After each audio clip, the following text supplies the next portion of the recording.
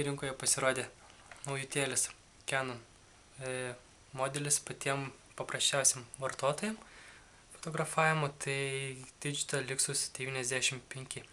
Šis fotoaparatas turi 10 megapikselių matricą, 3 kartų optinį artinimą bei be abejo optinį stabilizavimą.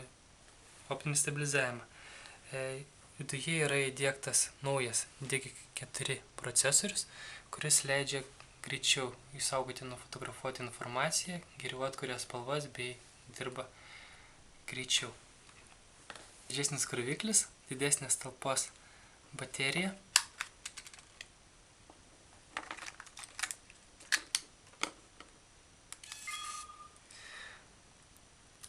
Fotoaparatas įsijungia stebėtinai greitai ir vos per keletą sekundžių galima daryti nuotraukas. Pats fotoaparatas yra labai lengvas,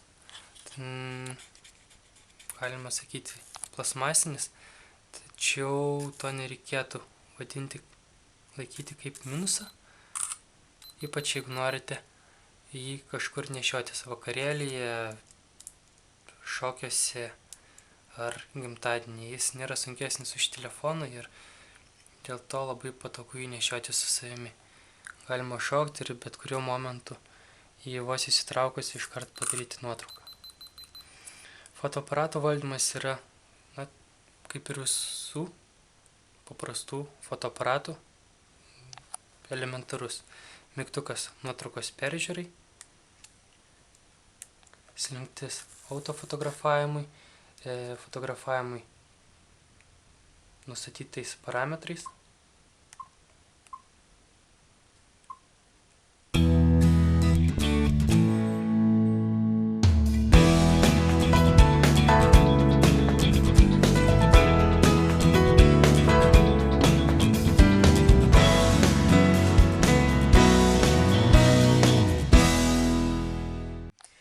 Kaip ir visi naujesni Canon fotoaparatai, šis taip pat turi funkciją My Colors. Ši funkcija yra įjungiama nustačius programinį fotografavimą. Tai yra portretinis, naktinis, vaikų, kuris atkuria gerai veido spalvas, uždaros patalpos fotografavimo galimybė. Taip pat yra programuojamas fotografavimas, kuris leidžia pasirinkti ISO jautrumą, šviesos balansą, štai saulė, debesuota, uždaros patalpos šviesos, taip pat bei funkcija, kuri vadinasi My Colors. Galima pasirinkti fokusavimo tašką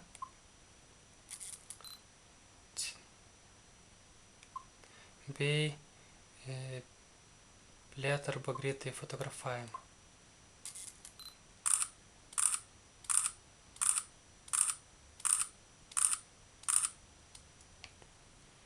Be abejo, fotografavimo serija nėra ilga.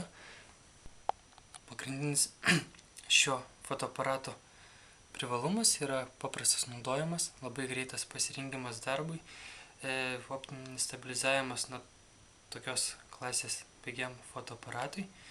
Šis fotoaparatas taip pat filmuoja gan gerai ir